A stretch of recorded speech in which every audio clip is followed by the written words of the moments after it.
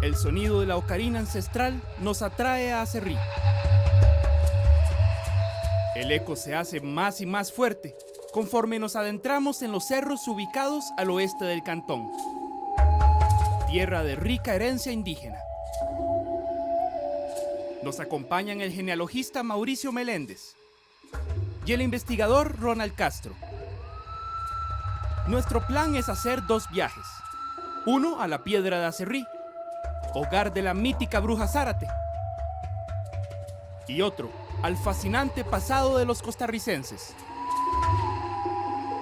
Para responder una pregunta: ¿existen apellidos de origen indígena en Costa Rica? Debemos remontarnos a tiempos lejanos, cuando la vida en el valle era muy diferente.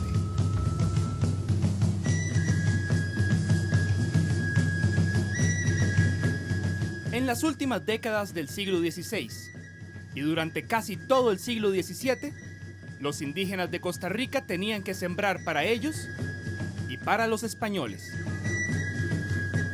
Y es que a falta de oro en abundancia, los españoles echaron mano de un método que les permitía comer sin tener que trabajar: la encomienda.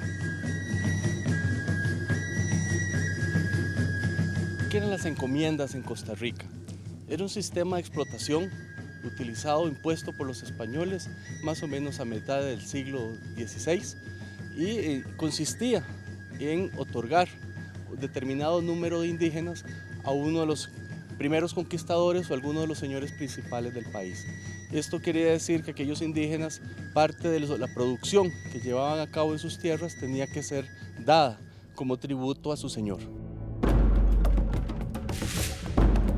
Aserrí era uno de los pueblos de encomienda más importantes, junto a Barba, Pacaca y Curridabat en el Valle Occidental, Icot, Quircot, Ujarrás y Tobosi en el Valle del Guarco.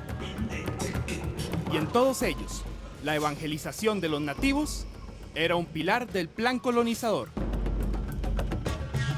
Desde bien temprano en el proceso de conquista, los indígenas eran evangelizados, es decir, cristianizados. Para ello los bautizaban y ya desde ese momento a veces usaban apellidos castellanos que podían ser del cura, que podían ser del padrino del indígena o de alguien a quien él estimara. Si por ejemplo eran amigos de un Juan Sánchez, utilizaban el Sánchez. Si eran amigos de Pedro Pérez, entonces usaban el Pérez. Todavía en el siglo XVII, en 1639, aparece un listado de indígenas donde hay combinación de nombres castellanos con apellidos indígenas. Sin embargo, por el proceso de aculturación de los indígenas fue desapareciendo hasta que finalmente, a fines de ese siglo, ya no existen apellidos indígenas en el Valle Central.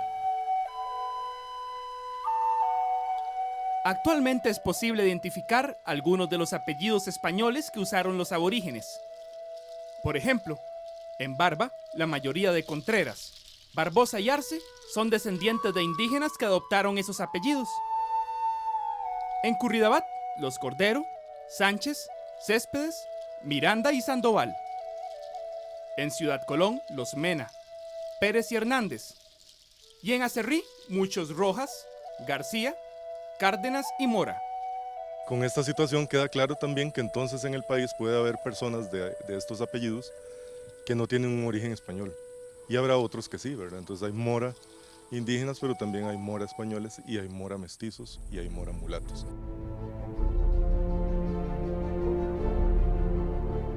El terreno árido y rocoso y el ardiente sol nos ponen a prueba.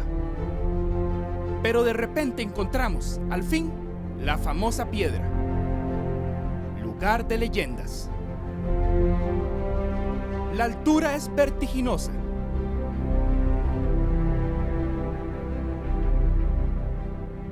Y la vista espectacular. Y es en este escenario donde recordamos las viejas leyendas de la bruja Zárate, que de hecho están basadas en un personaje real, una cerriceña llamada Francisca Zárate, que a principios del siglo XIX se vio involucrada en asesinatos por envenenamiento. Mauricio nos explica que el apellido Zárate es uno de los 6 apellidos que, aunque españoles, en nuestro país se originan exclusivamente en indígenas. Aunque llegó un español Zárate en el siglo XVII, desaparece la descendencia por varonía y los Zárate que encontramos hoy van a venir generalmente de indígenas de Aserrí o de Barba. Tenemos el caso también de Parra, ¿verdad?, que es un apellido procedente de Pacaca, o que es hoy Ciudad Colón, o de Barba. Además de Zárate y Parra, en esta lista está Ábalos, Aguilera, Ilama y Retes. Mauricio, cuando hemos hablado de orígenes de otras familias, generalmente las españolas, llegamos a un fundador, a una pareja de fundadores. Sin embargo, en este caso, con los indígenas, ¿cómo es el asunto?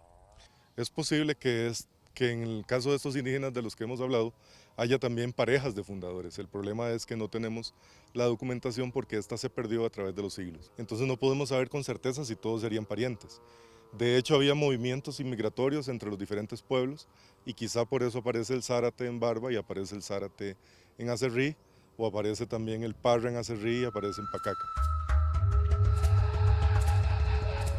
El valle luce esplendoroso y junto a él las montañas, que nos recuerdan la antigua vida en nuestro hogar Costa Rica.